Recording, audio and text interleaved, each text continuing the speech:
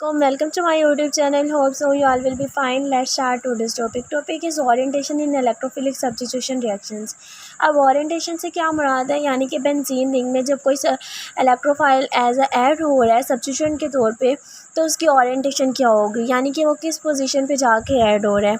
अब अगर हम इलेक्ट्रोफिलिक सब्स्टिट्यूशन रिएक्शंस की बात करें कि एक मोनो सब्स्टिट्यूशन प्रोडक्ट आ रही है, यानी कि एक सब्स्टिट्यूएंट ऐड हो रहा है, तो उसमें क्या होता है कि हमारे पास बेंजीन सिर्फ एक ही सब्स्टिट्यूएंट प्रोडक्ट देती है, यानी कि मोनो सब्स्टिट्यूएंट प्रोडक्ट्स में बेंजीन सिर्फ एक ही प्रोडक्ट देती है।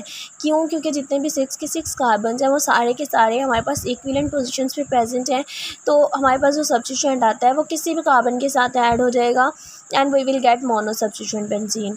लेकिन जब हम बात करते हैं डाई सब्स्टिट्यूएंट बेंजीन की, तो इसमें हमारे पास 3 डिफरेंट आइसोमेरिक प्रोडक्ट्स आती हैं। वो किस तरह से आती हैं कि जब फर्स्ट ग्रुप ऐड हो गया तो बाकी जो अब कार्बन्स हैं वो उस पोजीशन के अकॉर्डिंग पहले जब एक ने ऐड होना था तो क्या था कि सारे कार्बन्स इक्विवेलेंट थी, लेकिन जब हमारे पास दूसरा सब्स्टिट्यूएंट ऐड हो रहा है तो एक कार्बन जिसके साथ ऑलरेडी कोई सब्स्टिट्यूएंट ऐड है अब वो इक्विवेलेंट नहीं रही बाकी कार्बन से, तो इसलिए हमारे पास 3 डिफरेंट आइसोमेरिक प्रोडक्ट्स बन सकती हैं। दैट में बी ऑर्थो, मेटा और पैरा, यानी कि डाई सब्स्टिट्यूएंट प्रोडक्ट्स में हमारे पास 3 डिफरेंट डाई सब्स्टिट्यूएंट प्रोडक्ट्स बनती हैं।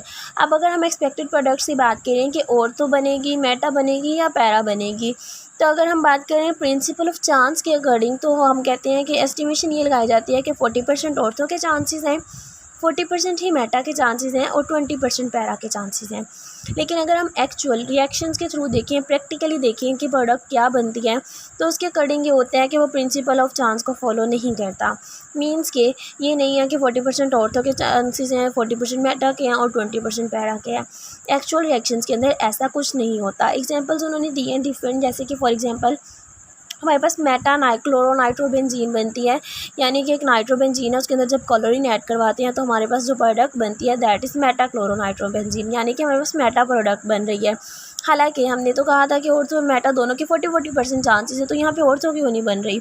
तो सिमिलरली एक और एग्जाम्पल है जिसमें हमारे पास क्लोरोबेंजीन है। अब जब इसके अंदर नाइट्रो ग्रुप ऐड करवाते हैं तो इसमें हमारे पास ऑर्थो एंड पैरा मतलब कि ऑर्थो एंड पैरा क्लोरोनाइट्रोबेंजीन बनती है। यहाँ वहाँ पे नाइट्रोबेंजीन थी, उसके अंदर जब क्लोरीन ऐड करवा रहे थे तो मेटा के चांसेस थे।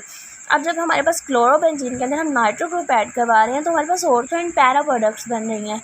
इन सब रिएक्शंस या कह लें कि एग्जाम्पल्स के इन रिटर्न हमारे पास जो कंक्लूजन आता है, conclusion is that the group in monosubstituent rings determine the position और orientation of new incoming group। यानी कि सपोज कि ये बेंजीन रिंग है और इसके अंदर ये हमारे पास X, ये हमारे पास पहला सब्स्टिट्यूएंट है, ठीक है। अब यहाँ पे ये जो फर्स्ट सब्स्टिट्यूएंट है ये कौन सा ग्रुप है ये डिटरमाइन करेगा कि नेक्स्ट जो इनकमिंग ग्रुप है उसने ऑर्थो पोजीशन पे आना है, पैरा पे आना है या मेटा पे आना है। यानी कि X डिटरमाइन कर रहा है, ये चांसेस नहीं है कि 40% ऑर्थो पे चला जाएगा, 40% मेटा पे चले जाएगा लक की बेस पे। एज सच कोई यहाँ पे कॉन्सेप्ट नहीं है। यहाँ पे कॉन्सेप्ट ये है कि जो पहला सब्स्टिट्यूएंट ऐड हुआ है बेंजीन रिंग के अंदर उसने डिटरमाइन करना है कि नेक्स्ट जो हमारे पास सेकेंड इनकमिंग ग्रुप आ रहा है वो कौन सी पोजीशन पे जाएगा। तो इस बेस पे हमारे पास 2 तरह के ग्रुप्स आते हैं, यानी कि जो 2 तरह के सब्स्टिट्यूएंट्स आते हैं ortho and para directing groups. कुछ ग्रुप्स हैं जो कि हमारे पास एक्स में से कुछ ग्रुप्स ऐसे हैं जो कि इनकमिंग ग्रुप को कहते हैं कि वो ऑर्थो या पैरा पे जाएं, और कुछ ग्रुप्स ऐसे हैं जो कि इनकमिंग ग्रुप को कहते हैं कि वो मेटा डायरेक्टिंग ग्रुप्स, यानी कि वो मेटा पोजीशन पे उनको सेंड करते हैं। यानी कि हमारे पास जो ऑलरेडी मोनो सब्स्टिट्यूएंट है, जो फर्स्ट सब्स्टिट्यूएंट है वो डिटरमाइन करेगा कि सेकंड सब्स्टिट्यूएंट ने ऑर्थो पोजीशन पे जाना है, पैरा पे जाना है या मेटा पे जाना है। और इसी बेस पे हमने उन सब्स्टिट्यूएंट्स को 2 ग्रुप्स में डिवाइड किया है। कुछ हैं जो ortho and para directing groups हैं, कुछ जो हैं वो मेटा डायरेक्टिंग ग्रुप्स हैं।